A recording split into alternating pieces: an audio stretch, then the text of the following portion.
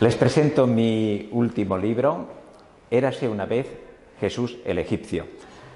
Se trata de un estudio científico basado en lo que llamamos literatura comparada. O sea, vamos a comparar el Evangelio y la comparación es con un texto escrito en escritura demótica, o sea, es una forma de lenguaje o de escritura egipcia que data del año menos 400 hasta el 400, o sea, una forma de escritura corresponde a un periodo egipcio de 800 años, que es el final, cuando ya llega el advenimiento del cristianismo, que se acaba con lo que podríamos llamar la gran cultura egipcia. Pues bien, este libro es un estudio sistemático de ese cuento, es un cuento egipcio, es el cuento de Sedme II. Hay otro cuento que podríamos decir que son hermanos, que es el cuento de Sedme I, pero hoy vamos a analizar el que es el de Sedme II. ¿Qué pasa?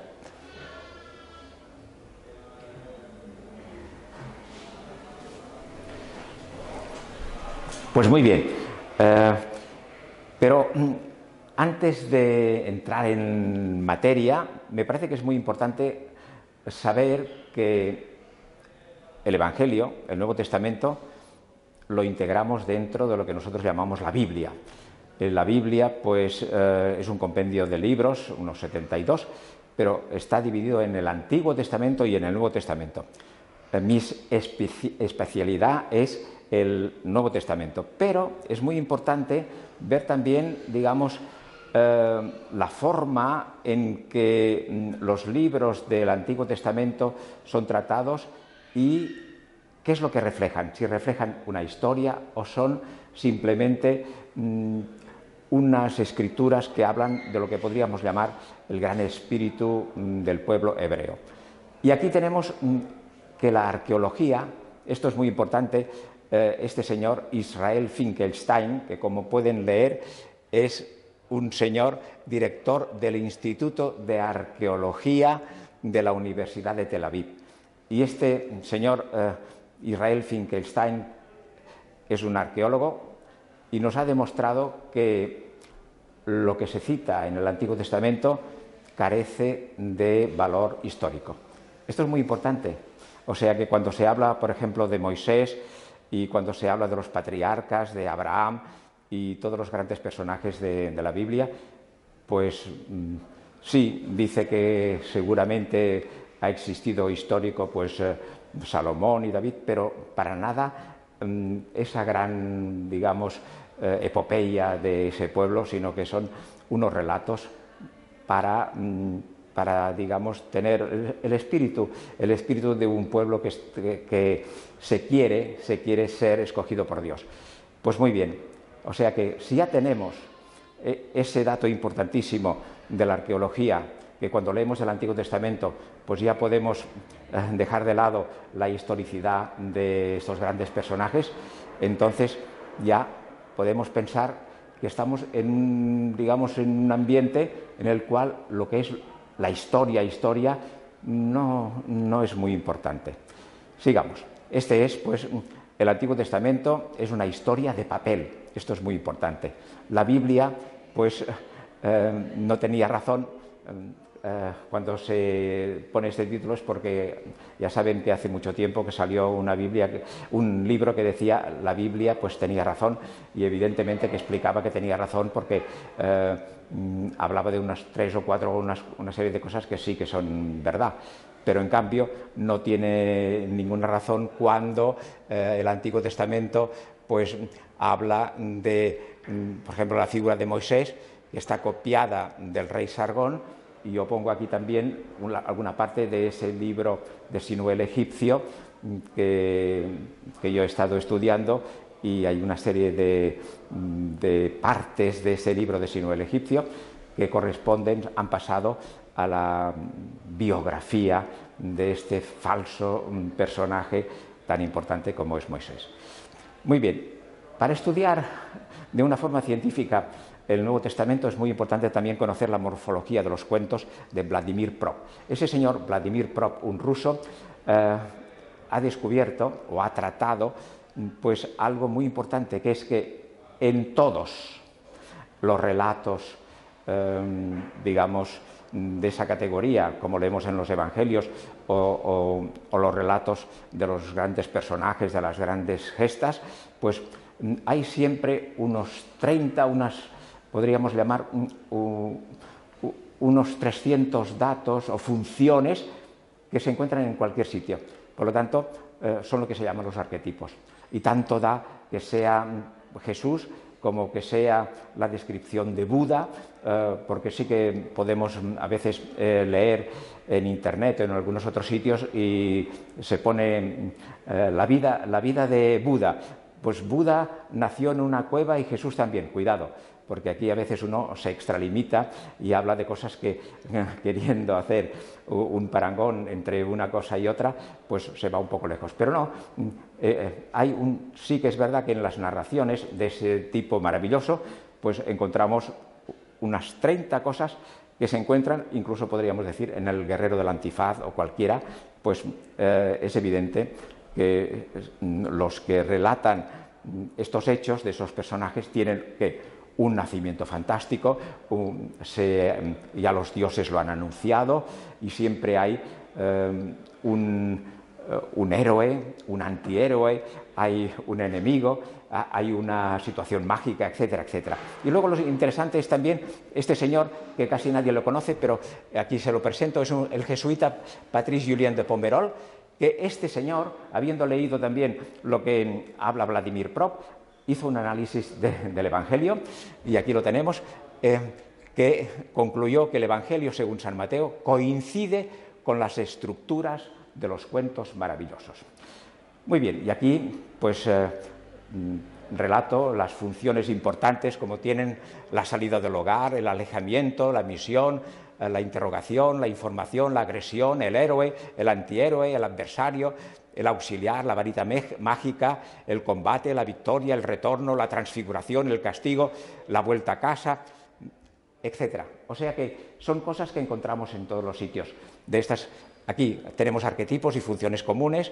El personaje Jesús incorpora elementos idénticos a las historias de otros dioses, como es Horus, Osiris y Serapis de Egipto, Krishna en la India, Buda en la India, Mitra en Persia y Zaratustra. O sea que relatos de estos personajes podríamos decir que son idénticos. ¿Por qué? Porque corresponden a estas funciones de todo relato mágico. Aquí tenemos algún arquetipo de nacimientos que verán que es muy interesante, porque aquí tenemos que en el Génesis se habla, fíjense bien, aquí tenemos la salida de la costilla, ¿verdad? Lo que se explica en el Génesis, que Eva salió de la costilla de Adán. Pues fíjense, ahora no creo que lo hayan visto nunca, fíjense bien, que aquí tenemos exactamente lo mismo. Es una pintura del periodo Pala que ilustra el milagroso nacimiento de Buda. O sea que, fíjense bien, y esto más o menos estamos en el año 500, ya digamos la cronología funciona, porque el Nuevo Testamento, aunque a las personas les parece que estamos hablando siempre de años de menos 1800, con Abraham, el Nuevo Testamento se escribió en tiempo del rey Josías, o sea, el año menos 500, y esto más o menos está en esa línea. Y aquí tienen la comparación, ¿verdad que es extraordinario esto? Aquí tenemos un arquetipo. Muy bien, vamos a ver el problema de Jesús. Vamos a tratar el problema de Jesús porque efectivamente es un problema. Y aquí tenemos dos posiciones, la posición de la fe y la posición crítica. La posición de fe es los que dicen: a mí no me toquen a Jesús porque yo vivo de él. Y esto es muy importante. Las personas, la espiritualidad, el hombre, yo ya saben que soy, bueno, no lo saben, pero lo soy psicólogo, psicoanalista, y conociendo bien el estudio de la persona, pues ¿qué vemos? Vemos que la persona es muy frágil y estamos dispuestos a creérnoslo todo. Cualquier cosa que nos lo presenten bien, por eso la publicidad, la propaganda, nos dejamos llevar. Por lo tanto, cuando uno encuentra algo como es, por ejemplo, un Jesús, el cual pues me da fuerza interior y me da paz, etcétera, y yo no lo voy a abandonar, y yo no pretendo con este estudio científico que abandonen esto, porque cada cual tiene en su interior lo que podríamos llamar un refugio de su espiritualidad. Pero hoy analizamos el problema de Jesús en esos dos campos, lo que podría ser lo que se dice los teólogos y mi trabajo personal, que es un estudio científico. Muy bien, aquí lo tienen. Fíjense bien que Dostoyevsky, por ejemplo, dice: prefiero a Jesús que a la verdad. Es un ejemplo de Dostoyevsky, pues que se apoyaba en Jesús. Pues muy bien, si él es el único que tiene palabras de vida eterna, pues yo me agarro y no hay ningún problema. Muy bien, pues muy bien. Entonces hay algunos otros que dicen que sí, que Jesús es un personaje histórico y que los evangelios son palabra de Dios, inspiración divina, y que Jesús es manso y humilde de corazón. En cambio, la posición crítica pues ya tiene otra andadura. Jesucristo no. O sea que habría existido solamente Jesús histórico, pero luego pasar al Jesucristo que es el hombre que nace de una forma extraordinaria, o bien que resucita, hace milagros portentosos, etc. Muchas personas creen que no, que ha existido un Jesús, pero no un Jesucristo, que sería entonces obra de los que le han seguido la Iglesia, etc. Jesús sería solamente hombre, Jesús sería un mito, los evangelios es una palabra de hombres, es una creación literaria total, etc. Y luego los que dicen que ven en Jesús no tan el manso y humilde de corazón, sino que azota a los vendedores del templo, etc., que hay otra cosa que puede ser. Vamos a ver, analicemos esta frase. ¿De quién es esta frase?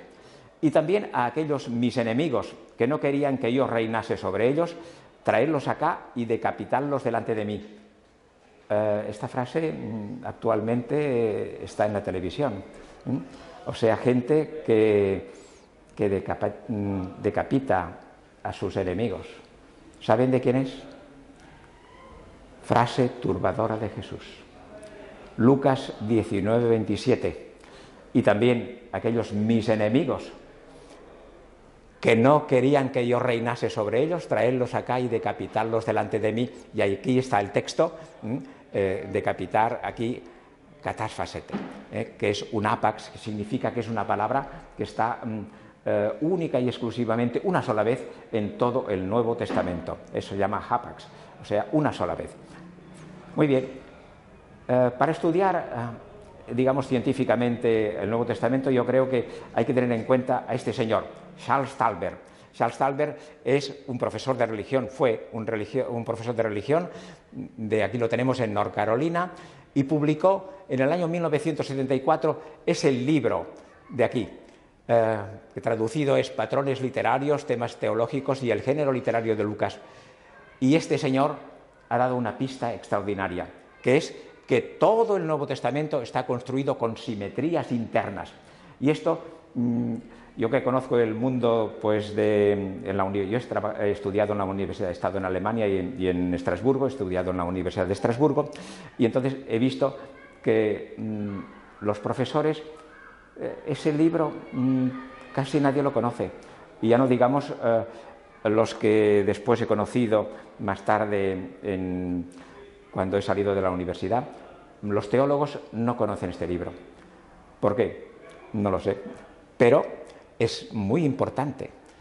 ¿Por qué? Porque los autores hacen un trabajo ingente de ingeniería filológica. ¿Saben lo que significa que todo el Nuevo Testamento esté en simetrías internas? Significa que un elemento primero A, luego se refleja en A', B, B', C y un elemento asimétrico central, que es el elemento más importante.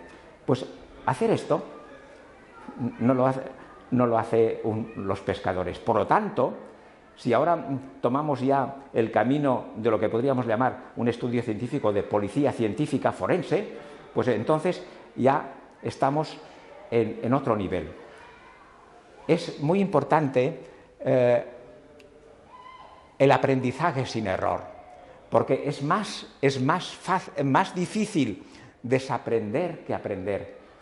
Cuando uno le han dicho que la capital de Francia es aquello y no le han dicho que es París, pues la persona aquella tendrá dentro de su interior que le han dicho que la capital de Francia es aquello. Y le va a costar muchísimo, y a nosotros el problema de Jesús precisamente está basado en eso, que cuando de pequeño nos han puesto una serie de cosas sobre cualquier cosa, entonces es muy difícil sacarlo, porque nuestro cerebro funciona de esta forma. O sea que, y esto lo aprendí en la Universidad de Estrasburgo estudiando psicología, es muy importante el aprendizaje sin error. Pues muy bien, nuestro cerebro acumula conocimientos, pero no posee en principio ningún detector de mentiras. Esto es muy importante, porque nosotros nos lo tragamos todo. En nuestro cerebro no dice nada. Pero hay algo muy importante, que es aquí. Aunque sí, un cierto sentido innato de lo absurdo. Y esto, estudiando psicología animal, y vemos que también los hombres, lo tenemos. Como mínimo tenemos esto. Y decimos, no, esto no puede ser, esto es absurdo. Pues bien, a partir de esto afirmamos que es absurdo pensar que el Evangelio lo escribieran unos pobres pescadores. ¿Y qué? Pues esto es muy importante. Vamos a ver si el Evangelio, el Nuevo Testamento, pues les voy a poner, por ejemplo, un ejemplo para que vean. En el Evangelio de Lucas tenemos una palabra muy importante, que es catálima. Catálima significa un sitio de un hostal. Y en el Evangelio de Lucas nos dice que Jesús pues nació, ¿dónde? Tenía que haber nacido en el hostal, pero resultó que cuando sus padres llegaron allá, en Belén, encontraron que, todo el mundo eso lo sabe, que el hostal estaba lleno, y por lo tanto el niño Jesús no nació allí, sino que nació en donde estaba, hoy diríamos en el parking del hostal. En aquel tiempo el parking del hostal era los que llegaban con los asnos o con los animales, pues en el sitio donde se guardaban los animales. Hoy diríamos en el parking. Pues muy bien, pues esa palabra catálima aparece en otro momento muy importante, al principio y luego al final, porque se refleja todo, según los estudios que se han hecho sobre esa forma literaria, corresponde, y todavía más agua a mi molino, corresponde a la estructura geográfica de Egipto. El Nilo hace de espejo, y por lo tanto todo lo que se refleja en él, y esto es algo que todo el mundo puede constatar, pues entonces todo lo que está arriba se ve abajo de todo. Y aquí tenemos por esto esa primera palabra, catálima, que es muy interesante. Entonces aparece una única vez al final de la vida de Jesús. Y entonces yo les pregunto, ¿dónde Jesús hizo su última cena? Y entonces todos contestamos, en el cenáculo. Pues no. Aparece otra vez esa misma palabra, catálima. Es extraordinario. El Evangelio de Lucas nos dice que Jesús tomó la revancha. O sea, tenía que haber nacido en este hostal, pero no de peregrinos, y no pudo hacerlo. Pero luego de mayor, sí. Entonces fue allá y celebró la Eucaristía en ese mismo lugar donde tenía que haber nacido. Pero además, no se lo pierdan, esa catálima existe realmente en el monasterio de Sácara, en la capital, en Egipto, en la capital de Memphis, ese gran monasterio, existe ese catálima, o sea, digamos, lugar de acogida de los peregrinos. Y entonces, en fin, esto ya sería el colmo del colmo, pero me parece que es así. O sea que yo creo que se escribió el Evangelio por los monjes de Serapis, ya lo hablaremos más tarde y hay que explicarlo bien, pero así de pasada es extraordinario. Los monjes de Serapis crearon un personaje que es Jesús y lo hicieron nacer en el gran sitio de Sácara, que allí había monjes. Muy bien, sigamos. ¿Jesús es un mito o es historia? Pues, ¿el mito qué es? El mito es, del griego mythos, es un relato, es un cuento. Es un relato tradicional sin, esto es muy importante, sin autor ni tiempo determinado, sin autor ni tiempo, no sabemos quién. En el Evangelio hay algunas cositas interesantes, hay una palabra que se repite muchas veces que es en aquel tiempo, y en latín sonaba in illo tempore, en aquel tiempo, o sea que aquí hay algún resabio ya de una forma de mítica, porque los evangelistas no precisan en aquel tiempo, pues en aquel tiempo, pues muy bien, y entonces es el momento en que se refiere a acontecimientos prodigiosos protagonizados por seres sobrenaturales o extraordinarios, tales como dioses, semidioses, héroes, monstruos o personajes fantásticos. Pero la historia, ¿qué es? La palabra historia deriva del griego historia, que significa inquirir, preguntar, investigar. Es un relato transmitido por un autor que se refiere a acontecimientos protagonizados por seres naturales de carne y hueso, tales como los habitantes de la tierra. Muy bien, entonces nos preguntamos, ¿Jesús es mito o historia? Veamos una explicación psicoanalítica del mito. El mito otorga un consuelo, un objetivo de vida, calma a los individuos, y así sucede con los mitos, que hablan de la muerte, el sufrimiento o la victoria final. Por lo tanto, los mitos no son historias alejadas de la persona, sino que funcionan como un asidero existencial, un motivo de vida. Y esto he encontrado que lo dice un colega de Rolomei, una explicación psicoanalítica del mito. Y entonces, ¿qué es lo que pasa? ¿En Jesús qué? Pues muy bien, encontramos lo mismo, otorga un consuelo, un objetivo de vida, calma al individuo, habla de la muerte y el sufrimiento o la salvación. Por lo tanto, Jesús no es una historia alejada de la persona, sino que funciona como un asidero existencial, un motivo de vida con los rasgos míticos. Vamos a ver ahora el examen sincrónico de las estructuras bíblicas. ¿Qué significa eso?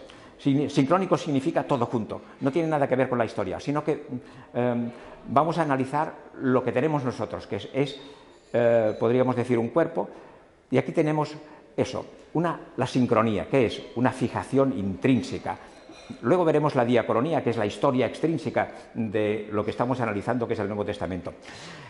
La exégesis, que pretende dar respuesta a lo que el texto significa hoy en día, se basa en el estado sincrónico del texto. O sea, lo tenemos aquí y analizamos. Aunque el texto nos hable de tiempos pasados, etc., no nos interesa. Nos interesa simplemente lo que dice el texto. Desconocemos del Nuevo Testamento, esto es muy importante para analizar eso, del Nuevo Testamento desconocemos quién, cuándo y dónde. No sabemos quién lo escribió. La adjudicación de los nombres de Mateo, Marcos, Lucas y Juan son meras atribuciones especulativas. En realidad se trata de apócrifos, o sea, de autores desconocidos. Esto es muy importante. Esto es muy importante. No sabemos quién escribió los evangelios. ¿Y dónde? Lo que sí sabemos es que no se escribió en Palestina. No se escribió en Palestina. Y luego, ¿cuándo? Y eso sí que todos los estudiosos están de acuerdo, que los evangelios se escribieron después de la destrucción de Jerusalén en el año 70. Razón de más de que no se escribiera en Palestina, porque Jerusalén quedó arrasada por las tropas romanas.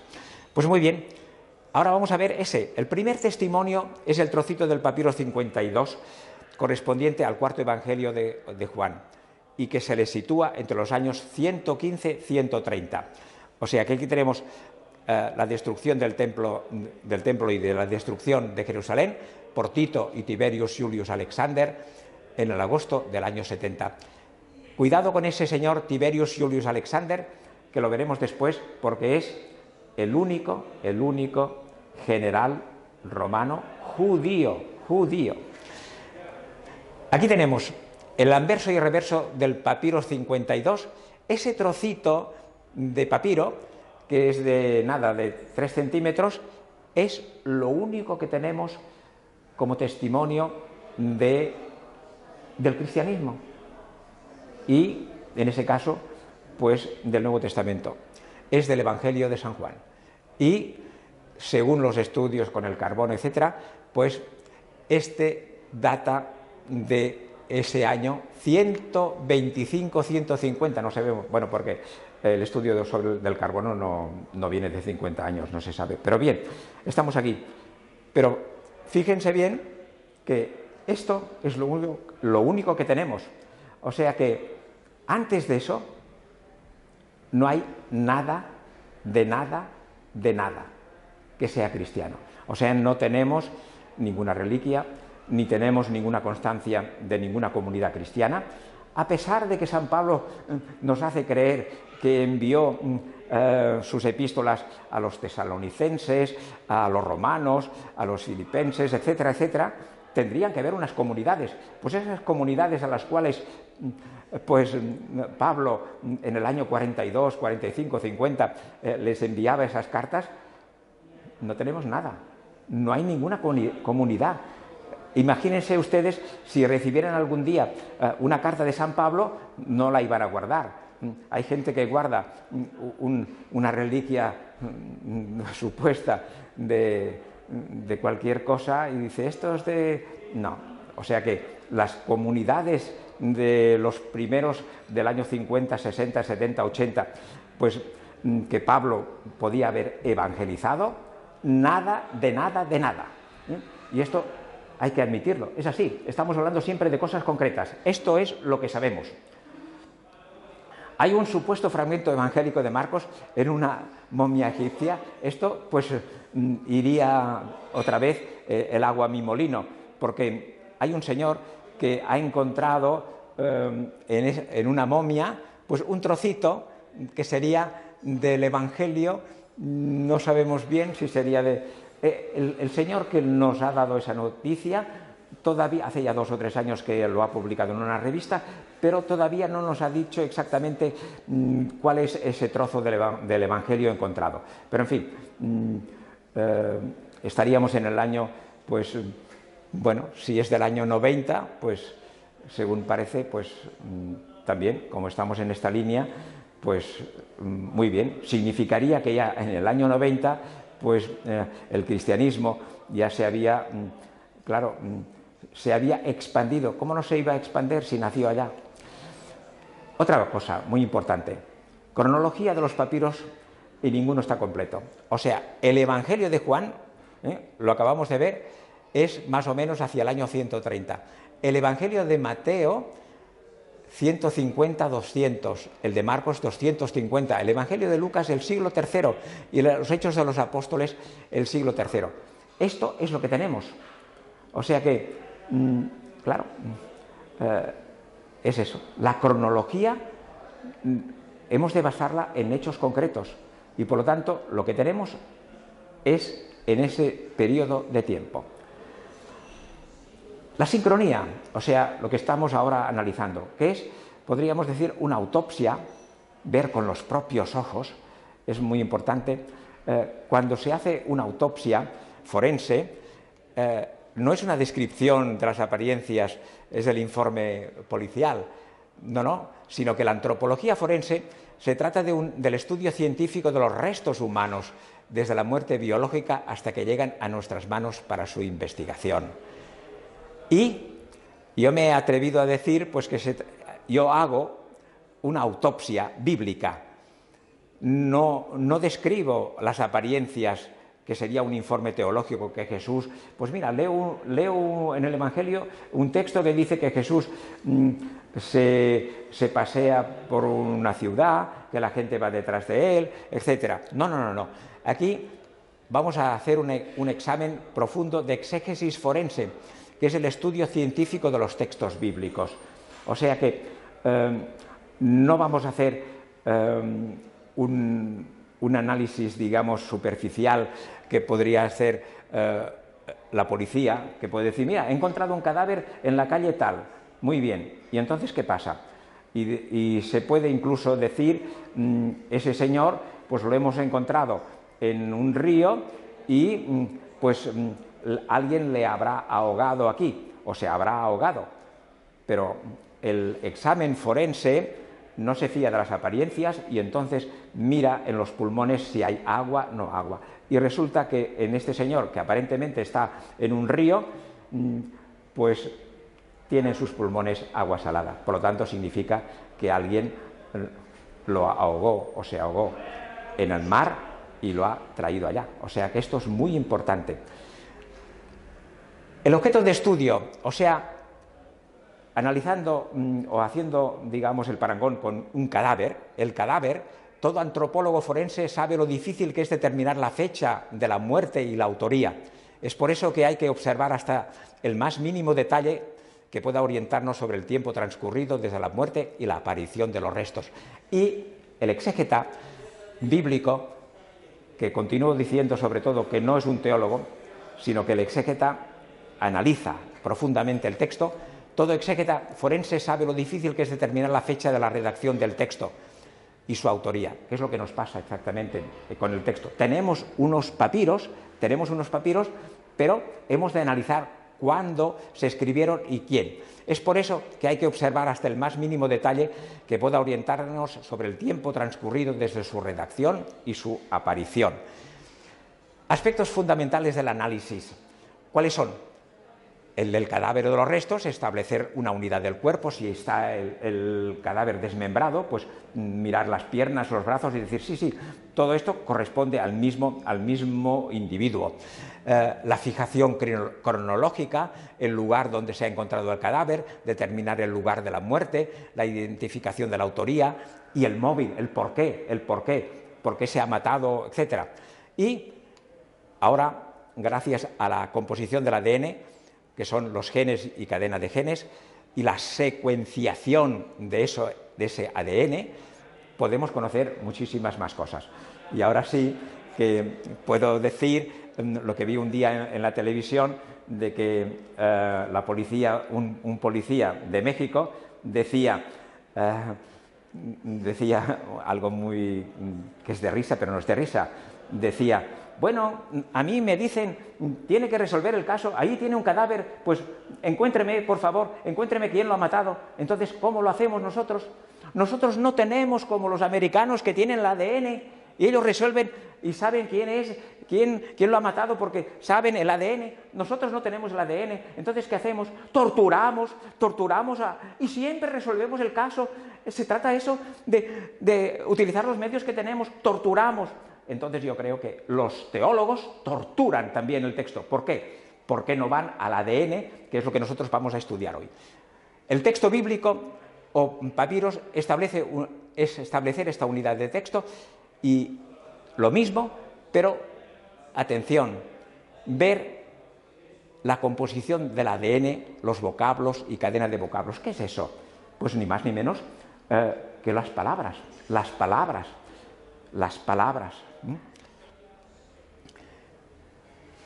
Determinar la realidad o ficción.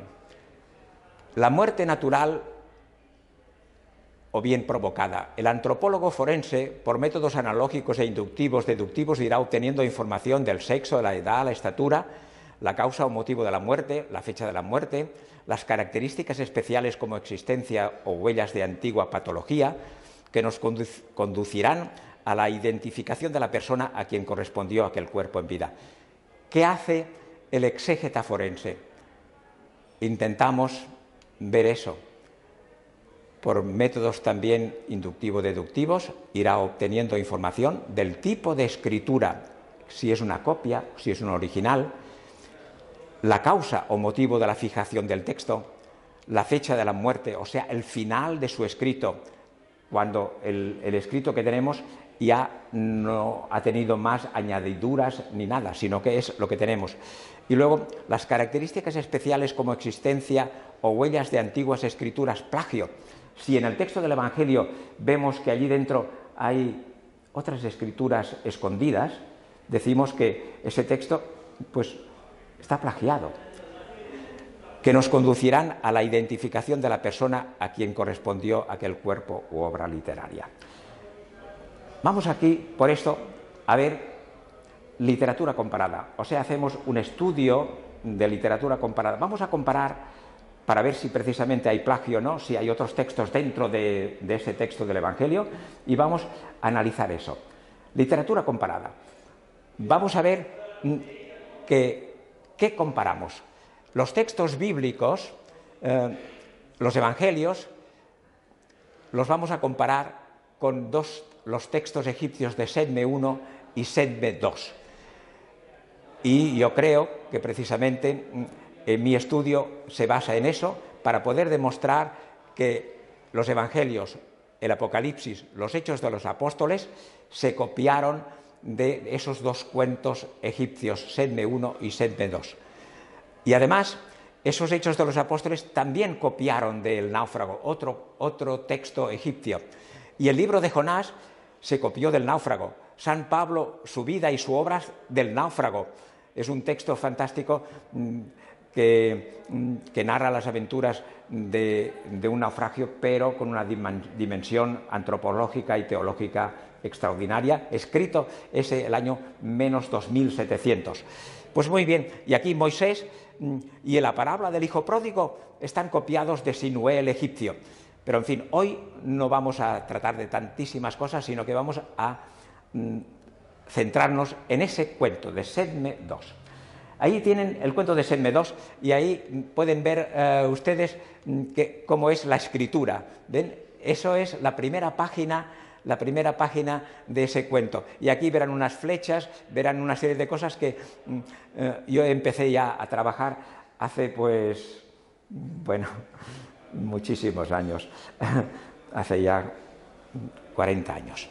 Muy bien, en París yo estuve estudiando demótico, ese tipo de escritura, en la Universidad de París. Muy bien, y aquí, bueno, es simplemente para que vean que estamos bien informados. Tenemos el alfabeto egipcio en jeroglífico, en hierático y en demótico, que son esas tres formas del mismo lenguaje,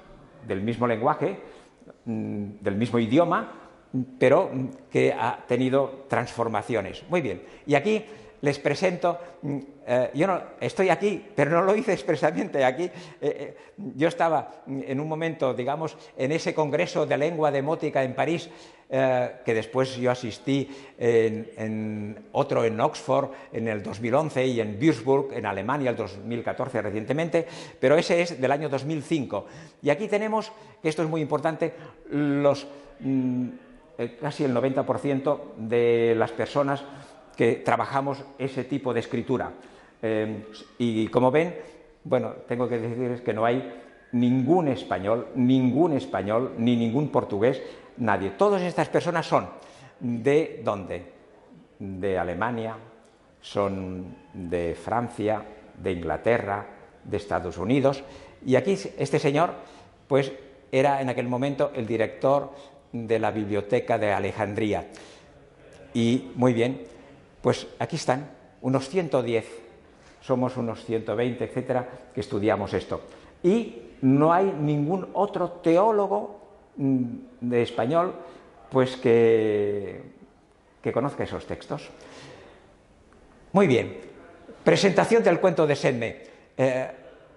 Y ahora presentamos la ficha técnica, o sea que es un papiro egipcio en escritura demótica y la copia es del siglo I. Pero el original, según los estudios, dataría del año menos 300, o sea, el dominio de los Ptolomeos, sucesores de Alejandro Magno. El cuento de Sedme II, en resumen, es muy interesante. ¿Qué nos dice? El mundo está en constante peligro de recaer en el caos. La figura del faraón es el dios hombre que tiene como misión mantener el orden cósmico, propiciado por la diosa Mat. Los enemigos etíopes, sus magos, lanzan una ofensiva para aniquilar la supremacía egipcia. Para desbaratar tan insensato empeño, un niño, Siosiris, dotado de extraordinarios poderes, se alza en contra de los magos negros. Al final se manifiesta como el enviado del más allá y presto a volver de nuevo sobre la tierra. En esta espera estará presente el Paráclito Consolador. Esto es un pequeño, o sea, digamos, el ambiente. Esto es muy importante, conocer que el faraón es el que tiene que ofrecer a la diosa Maat, pues el orden del mundo, el orden cósmico. Si no, cualquier enemigo nos puede destruir totalmente. Y eso es el efecto mariposa. O sea, no se extrañen. Y esto, el caos, lo viven ustedes cuando han perdido la llave de su casa, cuando han perdido el móvil, cuando han perdido alguna cosa importante, pues dice, no me hablen de nada, por favor, no me hablen de nada. ¿Por qué? Es que estoy buscando esto que lo he perdido. Es el caos. Nosotros lo experimentamos constantemente. Cuando perdemos algo que, bueno, que no podemos... La llave del coche, pues no puedo ir con coche. Tenía el coche, no lo puedo. Mi casa, no puedo abrir, no puedo abrir. Es el efecto mariposa, esto es terrible. Es el caos. Pero aquí, colocado en un ambiente, digamos, ya de todo lo que es el imperio egipcio, evidentemente que si hay unos que me amenazan esa tranquilidad, entonces estoy yo perdido. Y aquí es lo que refleja este cuento. Setme II, o la venida al mundo del niño Osiris para salvar a Egipto de la magia negra de los magos egipcios. Lo que nosotros celebramos en el mundo cristiano de los Reyes Magos, pues está copiado de ese cuento, como veremos ahora.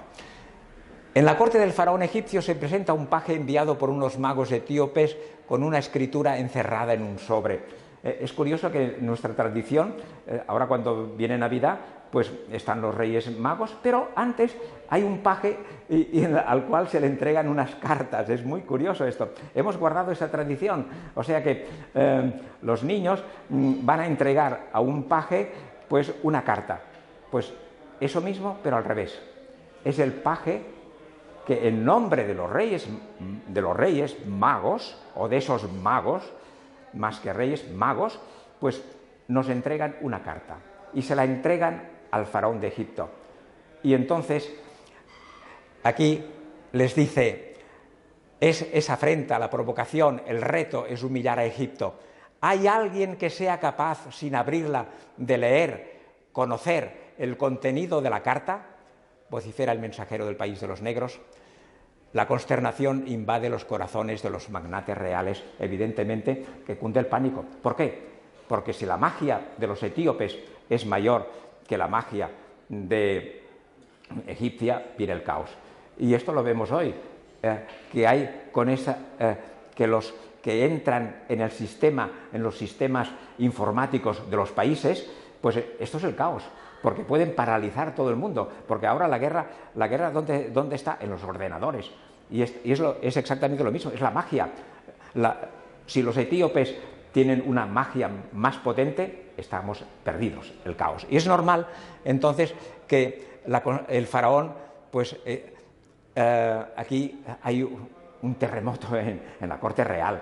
Y entonces Setme, que es el padre de este Osiris, que es consejero del faraón, no puede disimular ante su mujer e hijo Osiris su profundo desaliento. Y entonces el Setme llega a su casa y entonces la familia pues ve que, pero padre o esposo mío, ¿qué te pasa? Y él dice, algo muy grave. Y entonces, al final, pues Osiris acepta el reto y lee el contenido de la misiva. El hijo le dice, pero papá, si no pasa nada, esto, leer una carta o un papiro que está, mira, vamos a hacer la prueba, tú, y ahora voy a subir al piso superior y voy a leer lo que has escrito, etc. Y entonces, evidentemente, que el padre quedan completamente, pues, en fin, es algo increíble. La palabra escrita es un anuncio o profecía de los maleficios, plagas que inexorablemente acaecerán en el futuro. Habrá ausencia de alimentos, oscuridad total, tortura, muerte lenta y atroz. Se entabla una lucha final entre el mago egipcio Horus Panesit y el mago principal Horus Tanasit, que es vencido.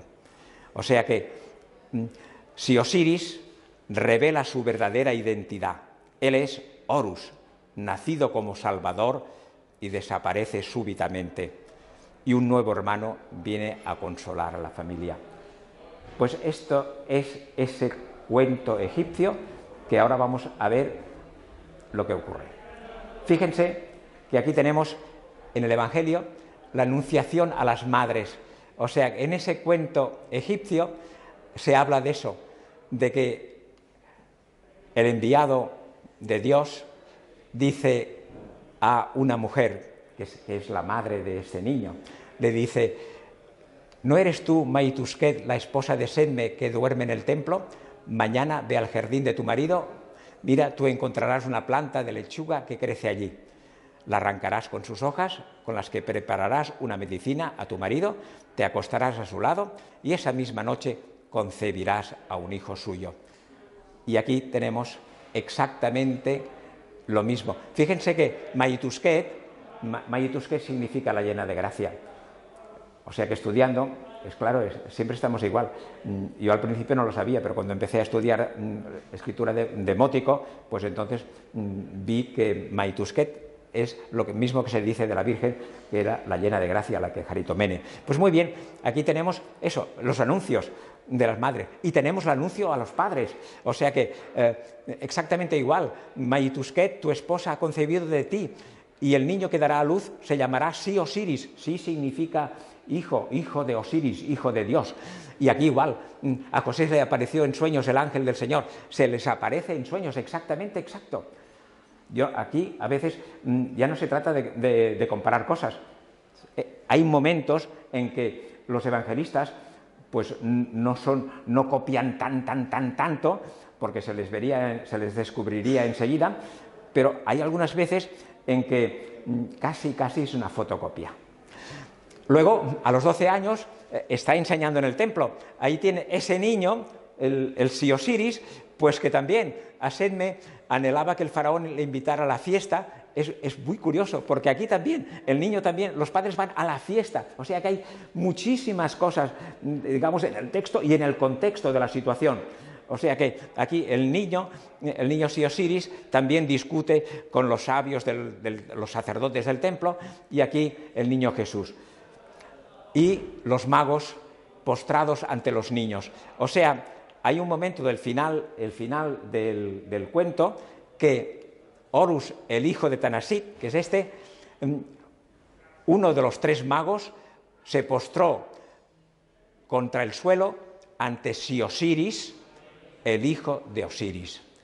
Y exactamente lo mismo que los magos que venían de Oriente se postraron ante el niño Jesús, el hijo de Dios. Una pequeña cosa, los que hacen el Belén colocan a Jesús nacido en esa, digamos, en esa cueva, que ya hemos dicho que no es tal cueva, pero en fin, y a los magos colocamos a los reyes magos o esos magos en el Belén exactamente. No. Sí, el texto griego dice que los magos llegaron más tarde. Los magos ya visitaron al niño en su casa. O sea que, en fin, son detalles interesantes. Pero bueno, pero aquí hay algo que comentar muy importante. Ese relato del Evangelio es del Evangelio de Mateo. Se sitúa en el final. O sea, se ha entablado una lucha entre ese Si Osiris, que es mago potente, y los otros magos de Etiopía. Y hay una lucha y al final se prosternan y vencidos. Y aquí lo que es en el cuento de Sedme 2, el final de la película, pues en el Evangelio es al principio. Al principio ya se nos presenta que esos magos ya vienen rendidos, ya vienen y se prostran delante, se llama la prosquinesis, o sea, es la adoración profunda, decir, nos rendimos, reconocemos tu gran poder. Pues esto, si no es un plagio total, pues muy bien. A los 12 años, Si Osiris cumple 12 años, es todo un experto en escritura, es lo que hemos visto exactamente de esto, el Evangelio de Lucas, ahí lo tenemos, o sea que Esto es, yo diría, no sé, ustedes lo pueden juzgar, pero me parece que es un plagio. Y aquí tenemos el anuncio de los latigazos en público, o sea que ese cuento es interesante porque el niño, si Osiris, va leyendo sin abrirlo, va leyendo todo lo que dice ese cuento. Y dice que efectivamente pues habrá los magos etíopes van a tomar al faraón y lo van a trasladar a Etiopía y allí le van a dar 500 golpes de latigazos. O sea, evidentemente que en Egipto no existía la crucifixión, pero lo que hemos hablado antes de que el texto dice que tendrá una muerte lenta y atroz, pues está aquí. O sea que la magia etíope toma al faraón egipcio, lo traslada en 6 horas, poquísimas horas, lo traslada de Egipto a Etiopía y lo vuelve otra vez, y en ese plazo tan corto pues le provoca, digamos, esa tortura terrible. El final del combate mágico. La poderosa magia divina de Horus, el egipcio, y de Jesús echan por los suelos a los enemigos del orden cósmico. Esto es otro apartado muy importante del Evangelio que está copiado directamente de ese cuento. O sea que descubrimos que en el Nuevo Testamento o el Evangelio no hay, digamos, unas copias de cosas triviales, sino que lo más profundo que nos explican de Jesús está copiado directamente, y esto es muy importante, directamente de ese cuento egipcio. Veamos. La derrota de los magos etíopes. Los magos negros, que tomaron la forma de un malvado ganso y oca, que entonces de ocas salvajes, están prestos para irse. Y Horus egipcio, o sea, si Osiris, recitó un escrito sobre ellos, los hizo girar de espaldas y cayeron en tierra. Aquí, ven, he puesto esta imagen, pues los magos etíopes se transforman en esos animales y tal. Y aquí tenemos, fíjense bien, pero volvemos atrás, lo mismo de Jesús. Estamos en el huerto de Getsemaní, y que tenemos aquí a Judas, y veremos lo que pasa. Fíjense bien, o sea que si Osiris, ¿qué hace? Al ver que esos magos etíopes se habían transformado en gansos y ocas salvajes, pues por magia les hace girar de espaldas y les hace caer en el suelo. Exactamente exacto como ocurre con Jesús y los que vienen a detenerle. Fijémonos bien, la derrota de Judas. El texto del Evangelio nos dice por 2 veces que Judas no es Judas. Es el diablo, el mal, ha entrado dentro de Judas. Estamos ya digamos, en una lucha no de un personaje, sino que estamos ya en un momento de un gran, podríamos decir, un ataque ya cósmico y con todas las fuerzas, Dios y el diablo. Y aquí, pues, Judas llega con la cohorte y los guardias enviados por los sumos sacerdotes y fariseos. Esto es muy importante. Jesús les pregunta: ¿a quién buscáis? Le contestaron: a Jesús el Nazareno. Y él les dice: yo soy. Ese yo soy es la autodefinición de la divinidad. ¿Se acuerdan que en el Antiguo Testamento, cuando Moisés se encuentra con Dios, pues Dios le dice a Moisés: yo soy el que soy? Y aquí Jesús repite exactamente lo mismo. Cuando pregunta: ¿a quién buscáis? A Jesús el Nazareno, y él dice: yo soy. Y en aquel momento, cuando les dijo yo soy, giraron de espaldas y cayeron en tierra. que es lo que vemos aquí representado en ese cuadro fantástico. ¿Ven? O sea, están por los suelos. Y aquí se acabaría esa primera visión de ese Jesús que actúa por magia, en contra. Es lo que leemos en el Evangelio.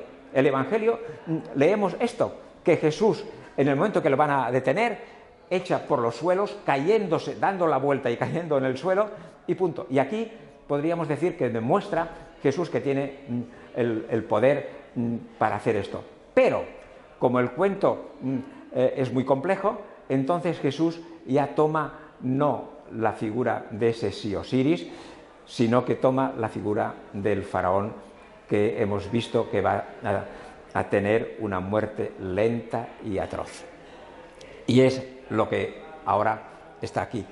O sea que en el texto egipcio hay uno de esos magos que dice que habrá un tiempo de tinieblas, y es lo que leemos en el Evangelio, que las tinieblas lo invadieron todo. Y luego tenemos aquí las ascensiones de Osiris y de Jesús. En el momento en que Osiris ha vencido a sus enemigos, pues entonces se desaparece, y Jesús exactamente lo mismo. Se van todos al cielo o desaparecen. Bien, y luego aquí en ese cuento pues hay también, es interesante porque hay las historias del rico y el pobre Lázaro, y aquí pues tenemos una serie de dibujos de nuestro amigo David Allen, y que lo ha, digamos, en el libro, si ustedes lo ven, verán que esos dibujos entran por los ojos, nunca mejor dicho. Elementos significativos y ricos en información. Vamos a analizar eso. La lingüística, como nosotros analizamos el ADN, ¿qué ocurre? Que el vocablo, o sea, una sola palabra, es el núcleo del texto que contiene todas las virtualidades o instrucciones para determinar la esencia de su mensaje. Descubrir el desarrollo y funcionamiento de todos los elementos constitutivos de una frase, de una cadena de frases, es un texto. Y aquí la química nos ayuda. El ácido desoxirribonucleico, o el ADN, es un ácido nucleico que contiene las instrucciones genéticas usadas en el desarrollo y funcionamiento de todos los organismos vivos. Y eso, el uso de ese ADN, es ahora un código universal. El 50% del ADN del ser humano y de la banana son idénticos, o sea que es algo de todos los seres vivos. En el ámbito judicial, el ADN es un índice cuyas implicaciones en investigaciones penales e informes de expertos forenses pues es definitivo. Es cuando se encuentra el ADN se puede establecer ya muchísimas cosas. El código genético del Nuevo Testamento, el ADN, se ha convertido en la prueba irrefutable de la paternidad y filiación de los seres vivos. El genoma del Nuevo Testamento está compuesto por 5.600 vocablos o genes. Es casi en su totalidad egipcio. Y en ese caso concreto de nuestro cuento, el código genético de ese cuento egipcio de Sedme II, los vocablos son unas 767 o 777. Y vamos a prestar hoy especial atención a uno de esos vocablos. Hay 18 atestaciones de idú en el texto egipcio, que significa eso, mira, y lo leemos en el texto egipcio y dice: cuando sea la mañana siguiente, ve al jardín de tu marido, mira, te encontrarás una planta de lechuga que crece. Mira, ella tenía los signos de la mujer encinta. Mirad, Sedme oyó una voz. Mira, Sedme vio algunos hombres. Mira, por donde Sedme, cuando llegaron a la sexta, mira, cuando llegaron, mira, entonces, mira, es extraordinario. O sea que en ese cuento está constantemente hablando de eso. Es una forma verbal de decir, fíjate, mira, que yo te dije en la tierra, mira, tú has visto, mira, mira, mira, mira, 18 veces. Y eso lo encontramos también en los evangelios. Una huella de ADN común en el texto de Sedme II y en los evangelios. Esa forma verbal de idu, mira, que aparece 200 veces en el Nuevo Testamento y precisamente en los pasajes referentes o incoados a la literalidad del texto egipcio. Una muestra. Mira, he ahí, un ángel del Señor en un sueño se apareció a José. Mira, que la doncella estará encinta. Mira, los magos de Oriente llegaron a Jerusalén. Mira, que la estrella que vieron en el Oriente iba delante de ellos. Mira, un ángel del Señor se aparece en un sueño a José. Mira, un ángel del Señor se aparece en un sueño a José, etc. Y muchísimas más. Pero aquí les enseño que es algo increíble, pero muy fácil de entender. Si los que hicieron el Evangelio estaban leyendo un texto y hay esa forma de expresión, mira, mira, mira, es un tic. Al final, el que se ha metido en ese cuento, al final, pues ya de una manera automática, pues aquí se han traicionado completamente, porque mira, mira, mira, oye, pero si esto está es en el texto, es la forma, digamos, es un tic verbal, es fantástico. Muy bien, entonces vamos a ver ahora el análisis diacrónico, o sea, el estudio diacrónico examina el texto en su contexto histórico. Esto es un enfoque histórico crítico. Su objetivo es encontrar el significado original del texto, en el sentido que el autor histórico del texto le quiso dar. Y para ello es muy importante saber lo que los alemanes llaman el Sitz im Leben. Sitz im Leben. O sea, Sitz significa la situación en la vida. ¿Qué es lo que está en juego? En el siglo I y el siglo II, según todos los expertos, esos textos que tenemos, ese cadáver que tenemos, es del año 100, 110, etc. ¿Qué pasa en el mundo mediterráneo por los años 100, 110, 70, 80, 90, etc.? ¿Qué pasa? Pues pasa eso. Está en juego la guerra judía contra Roma. Jerusalén está arrasada. Los judíos alejandrinos están, algunos de ellos, a favor de Roma, y está en juego la Pax Romana, o la llamada la Ecumene. Aquí hay que ver algo muy importante, que en esa época los judíos, algunos de ellos están, o los que están en Jerusalén o en Palestina, están en contra de los romanos. Pero en cambio, Filón de Alejandría, que es un filósofo judío, es un hombre muy importante, pero que está a favor de Roma. La prueba que está a favor de Roma es él, su hermano y sobrino, están adictos a la causa romana y en contra de sus correligionarios judíos antirromanos. O sea que esto es muy importante. Esto es histórico. Los judíos de Alejandría estaban a favor de Roma. Y aquí tenemos este personaje importantísimo de Tiberius Julius Alexander. Tiberius Julius Alexander, lo acabamos de ver, es el sobrino de Filón de Alejandría. Y este señor es el único general judío romano. Es muy importante, nadie le conoce, pero la historia está aquí. Tiberius Julius Alexander, sobrino de Filón de Alejandría, pertenece a una de las muy raras familias judías de ciudadanos romanos. Su padre, hermano de Filón de Alejandría, alto funcionario, a la barca, al parecer, inspector general de aduanas, o sea que era un hombre de confianza, el que recogía muchísimo dinero, y terrateniente, amigo de Claudio, conseguía la ciudadanía romana de Augusto. Pues muy bien, su hijo, ¿qué pasó?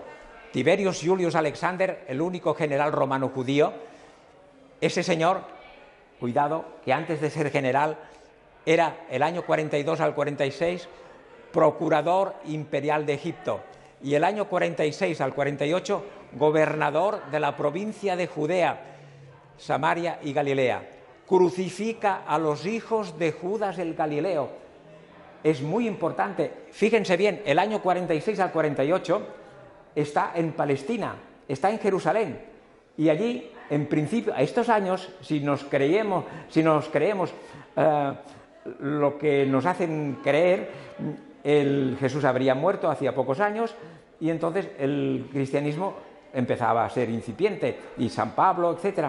Pues aquí hay un señor que es judío, enviado por los romanos, y lo primero que hace es crucificar a los enemigos del Imperio Romano, como eran esos hijos de Judas el Galileo, el que había empezado el movimiento zelota. Muy bien, pues aquí tenemos que al año 66 y 70 es gobernador de Egipto, y él, en la gran revuelta judía en Alejandría, reprime la revuelta. O sea que cuando empezó la revuelta judía en contra de Roma, él, pues ya, al ser aquí gobernador de Egipto, ya empezó a matar dicen más o menos unas 50.000 víctimas, que él ya pues intentó acabar con la revuelta y tal. Y luego, fíjense bien que contrariamente a lo que se podía esperar, la jerusía, o sea, los ancianos de judíos, se mantiene fiel a Roma y entrega 600 sicarios palestinos a los romanos. Cuando hay una serie de judíos que quieren escaparse de Jerusalén y se quieren refugiar en Alejandría pensando que allí se encontrarían con sus hermanos judíos, pues van por un muy mal camino, porque los representantes judíos les entregan a los romanos. Muy bien, y entonces Tiberius Julius Alexander, otra cosa muy importante, participó junto a Tito en el asedio de Jerusalén y la destrucción del templo, como general y jefe del castrum. El castrum significa de todas las legiones. O sea, era el jefe de todas las legiones que estaban allí atacando Jerusalén. Y al final, el año 71, prefecto de Egipto. ¿Y los cristianos qué hacen? Pues todavía no existen. No existen. Y es muy importante que los autores del Nuevo Testamento ignoran a este señor. Es un absurdo, es un sarcasmo histórico. ¿Cómo puede ser que los evangelistas que nos quieren hacer creer que se están hablando de algo histórico, este hecho tan importante como un señor que es judío, pues que está presente, como vemos aquí, en el año 46-48, que es gobernador, en fin, esto yo creo que es un absurdo, no se puede comprender, a no ser que el Evangelio vaya por otros derroteros. Y aquí tenemos otra persona muy importante para comprender lo que es el Nuevo Testamento. Flavio Josefo, que estaba aquí, Flavio Josefo es un traidor. Era un judío, era sacerdote, estaba en Galilea, y cuando los romanos atacaron Palestina no empezaron por lo más difícil, sino que, como todo ejército, se ataca lo más débil por los flancos, y entonces Galilea, que está al norte, pues atacó. Y este señor, como abogado, hombre de letras, ya era conocido por los romanos. ¿Por qué? Porque ya había estado en Roma para defender a un sacerdote judío acusado en Roma, y él fue como abogado a defenderle. Pues entonces este señor, pues estaba al frente de las tropas que intentaban defender Galilea, pero los romanos en pocos días acabaron, y nos cuenta él mismo que se habían refugiado él y los 6 o 7, 8, digamos, entre comillas, generales de su ejército, en fin, como ahora nosotros, como las personas que está en una cueva y encima están los soldados, y él decía, si salimos, pues nos van a coger y nos van a torturar, etcétera. Lo mejor que podemos hacer es suicidarnos, pero como nuestra ley no lo permite, entonces lo que vamos a hacer es matarnos los unos a los otros, y es lo que empezaron a hacer. Pero cuando quedaba él y su compañero, le dijo al compañero, oye, no lleguemos tanto al final, tampoco hay que llevar las cosas a tan extremo. O sea que este señor, muy listo, sabía que era conocido por los romanos y que si salía, pues al decir que era un hombre de cultura, un hombre que supiera leer, claro, es que hemos de entender el mundo actual. De aquella época, el 99% de la gente era analfabeta, y por lo tanto, si uno era hombre de letras, que sabía, en fin, y este señor, pues él tenía la presunción, como así fue, de que sería bien recibido por los romanos. Y exactamente eso, que lo tomaron y le dijeron, bueno, pues mira, Josefo, ahora ya te has rendido y entonces vendrás con nosotros a Jerusalén y les dirás a los ciudadanos, les dirán que se rindan. Y entonces, efectivamente, Josefo, pues él lo explica, daba vueltas a las murallas de Jerusalén y les decía algo muy importante, que les decía eso: escuchad, judíos de Jerusalén, sabed que vosotros no solo hacéis la guerra a los romanos, sino a Dios.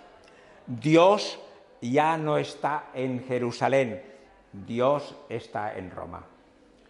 Aquí está algo importantísimo que la gente desconoce, y porque claro, para conocerlo hay que leerlo. Esto es algo importantísimo. O sea que yo creo que aquí desvela lo que es el Nuevo Testamento. El Nuevo Testamento está hecho en esa misma línea. O sea que está aliado del movimiento a favor de la ecumene, o sea, de la Pax Romana. Y era posiblemente el catalizador del movimiento cristiano. O sea que en el Nuevo Testamento hay una serie de cosas que cita Josefo. Pero cuidado, nosotros como le conocemos, no lo conocemos por Josefo, le conocemos por Flavio. O sea que los romanos le tomaron, lo llevaron a Roma, le dejaron una casa de Vespasiano y allí le dieron todos los honores y hoy le conocemos como Flavio Josefo. Ese hombre que marcó, digamos, yo creo, el cambio del Antiguo Testamento al Nuevo Testamento. Y esto está reflejado en el Evangelio. La posición política de los judíos, los que están pro Roma, Filón de Alejandría, Tiberius Julius Alexander, Flavio Josefo, los habitantes de Alejandría, y luego aquí algo sorprendente. La familia de José, María y Jesús acataron el censo de Quirino. O sea que en el mismísimo momento en que contra Roma Judas el Galileo funda el movimiento zelota, lo que podríamos decir nosotros el movimiento revolucionario, en España, por ejemplo, la ETA. O sea, tenemos dos grandes posiciones, unos a favor de Roma, y son estos que ustedes pueden leer, y están podríamos decir, los patriotas en contra de Roma, que son Judas el Galileo. Hemos visto antes que sus hijos fueron crucificados por Tiberius Julius Alexander en Jerusalén en el año 42, y estaban en contra de Roma Josefo, pero luego ya Flavio se pasó, y los habitantes de Jerusalén evidentemente que estaban en contra de Roma. Pues muy bien, pero ese detalle de que en el Evangelio se nos hace nacer a Jesús en Belén, porque acataron las órdenes de Quirino, porque allí, ¿por qué hacían esto? Los romanos era para irse a sacar el carnet de identidad, pero no para tener eso, sino para los impuestos. O sea que la familia, desde el primer momento, pues ya presentan una familia prorromana. Y después, si Jesús dice, dad al César lo que es del César, y luego el trato que tiene él con los centuriones, Jesús y el centurión, además recuerden que un centurión romano, cuando Jesús muere, pues un centurión dice, este verdaderamente, bueno, es el Hijo de Dios, o sea que hacen. Y después hay algo muy importante, que cuando vienen en Getsemaní a detener a Jesús, el Evangelio de Juan nos dice que había una cohorte de la legión romana. Una cohorte no son 4 gatos, una cohorte son entre 600 y 800 soldados. ¿Se imaginan que van a detener a Jesús 608? ¿Saben lo que significa poner en marcha 800 soldados romanos para detener a un hombre? Además, allí están simplemente de figurantes, como en una ópera. Hay 800, pero no hacen nada. Los romanos no le detienen a Jesús, no le detienen. Y entonces, evidentemente, que dicen, bueno, pero fue crucificado por los romanos. Si Pilatos no quería. O sea que siempre en el Evangelio se muestra como que el enemigo no es Roma. O sea que la Pax o el Ecumene Romano es la lucha contra los judíos y la lucha a favor de Roma. Aquí hay una serie de detalles en los cuales se ve. Hay uno que es muy curioso, que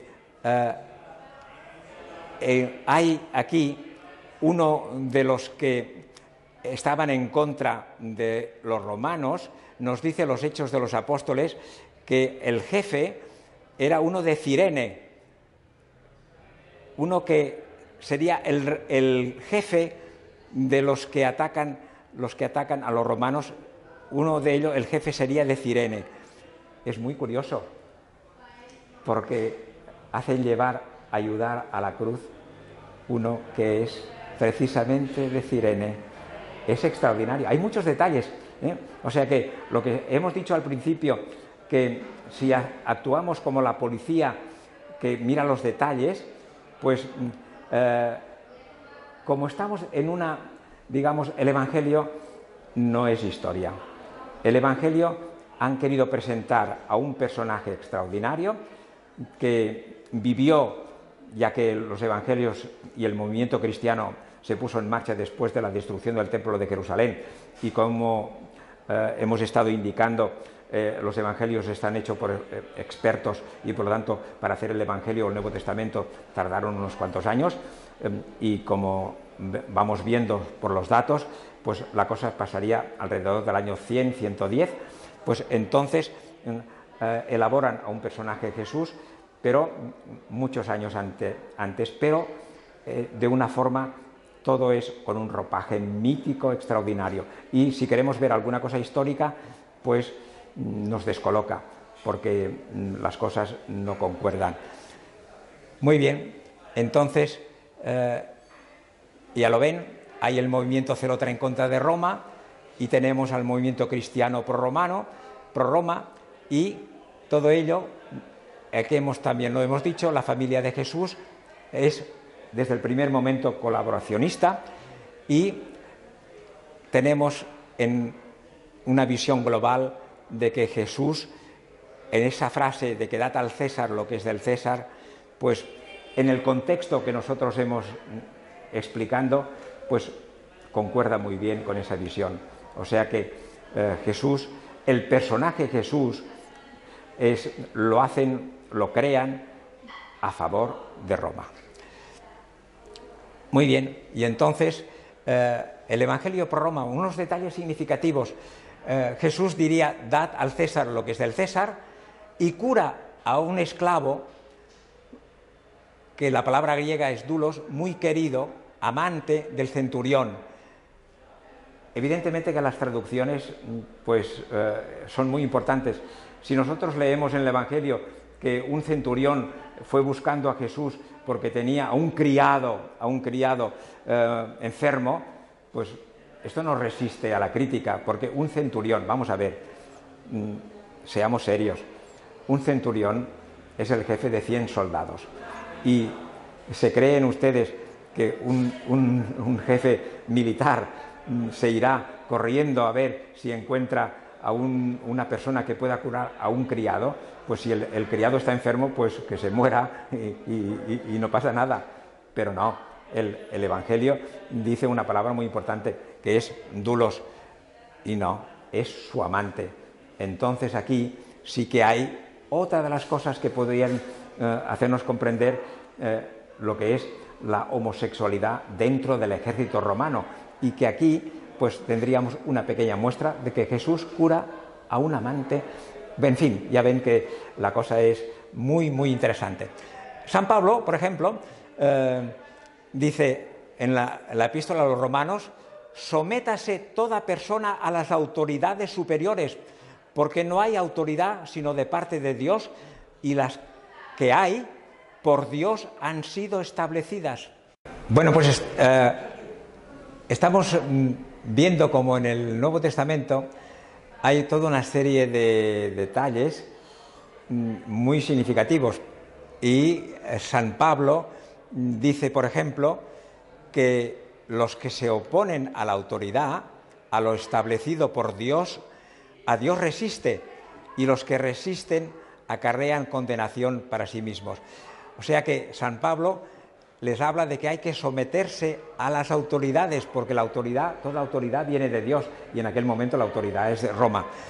Y además dice, y está en la epístola a los romanos, o sea que se lo dice, se lo escribe a los romanos: pues por esto pagáis también los impuestos, porque son funcionarios al servicio de Dios. O sea que es extraordinario. Les dice: cuando veáis a un funcionario que viene a vuestra casa para los impuestos, sabed que viene un representante de Dios. Creo que es algo. Lo que pasa es que la gente no ha leído eso, no ha leído la epístola a los romanos. Pues muy bien, aquí tenemos que los resultados finales, todo ello nos conduce, hemos dicho, el lugar de redacción, el tiempo, el autor, el móvil. Si hemos seguido la pista, si vemos que el Evangelio está copiado de un texto egipcio en escritura demótica, pues si estamos en Egipto, la gente que sabe leer, sabe escribir y que conoce esos textos no son otros que son los sacerdotes de Serapis. Y entonces, claro, es la encuesta de policíaca. ¿Por qué? Porque todos los detalles pues nos conducen aquí. Ya hemos dicho que incluso ese lugar, ese hostal donde tenía que haber nacido, pues se encuentra en el monasterio de Sácara. ¿Y el móvil cuál es?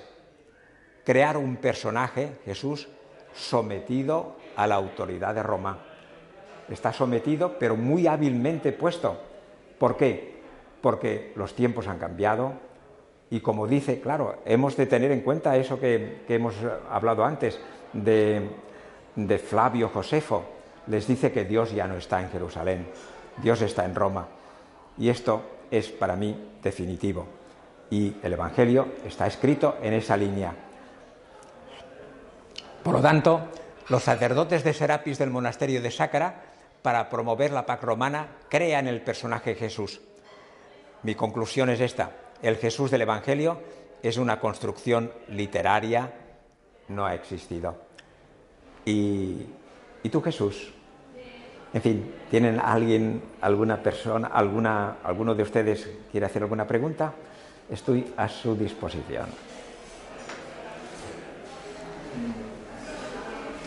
Lo que he visto es que sacan palabras que luego se repiten, ¿no? Por ejemplo, lo del Paráclito Consolador, que luego la Iglesia se lo apropian al Espíritu Santo. Evidentemente que ese cuento pues es extraordinario, porque dice que en el momento que desaparece Jesús, o desaparece Osiris, entonces vendrá otra persona que es hermano, o sea que está en la misma línea, digamos, de la divinidad, que vendrá aquí para consolaros. O sea, es exactamente, es que las creaciones que hacen esos monjes de Serapis son de personas que están dentro de esa magia egipcia, si no, no se comprende.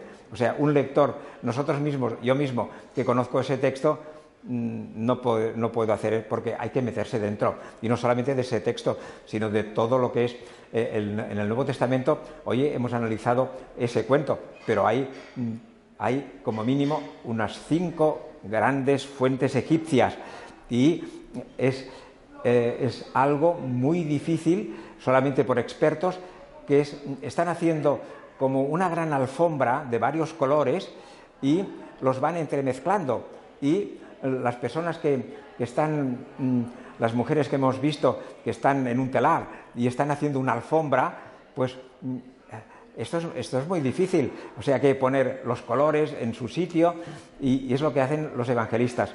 Toman cosas de ese cuento egipcio, toman cosas del cuento del náufrago, de Sinué el egipcio, de los grandes textos de las pirámides. Por ejemplo, en el Evangelio se dice que en el momento de que Jesús fue bautizado, se abre el cielo y se oye una voz que dice: tú eres mi hijo amado, en que tengo todas mis complacencias. Esto es palabra por palabra las primeras palabras que leemos en el texto de las pirámides, que la diosa Nut dice: tú eres mi hijo amado, en quien tengo todas mis complacencias. O sea que esto ya es copiado palabra por palabra. O sea que ya nos presenta, en fin, tardarían eso. Hoy les he dado un poco la lata, y tendríamos que seguir muchísimo, porque es el mundo de la creación del Nuevo Testamento por parte de estos sacerdotes, es algo extraordinario, de gente que estaban inmersos en esa gran espiritualidad egipcia, y que supieron, en un momento de crisis histórica, en un momento de revolución de una parte del mundo mediterráneo, como son los judíos en contra de Roma, y los que estaban a favor, jugaron un papel importante de cara a intentar un granito de arena para intentar hacer la paz. ¿Y en algún otro libro, tipo el Génesis o así, también hay semejanzas? En el Antiguo Testamento, pues el Antiguo Testamento es del náufrago. El náufrago, pues... ¿Perdón? Lo de Jonás es evidentemente copiado de ese libro del náufrago. Sí, y la historia del viaje de San Pablo, del capítulo 27 y 28 de los Hechos de los Apóstoles, está copiado palabra por palabra del náufrago. O sea que no nos movemos de aquí.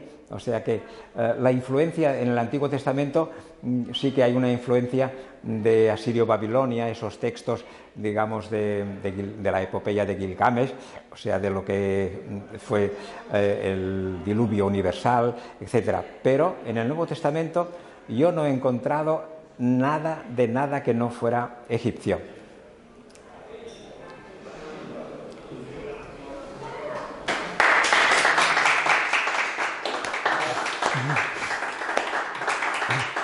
Muy bien, muchas gracias.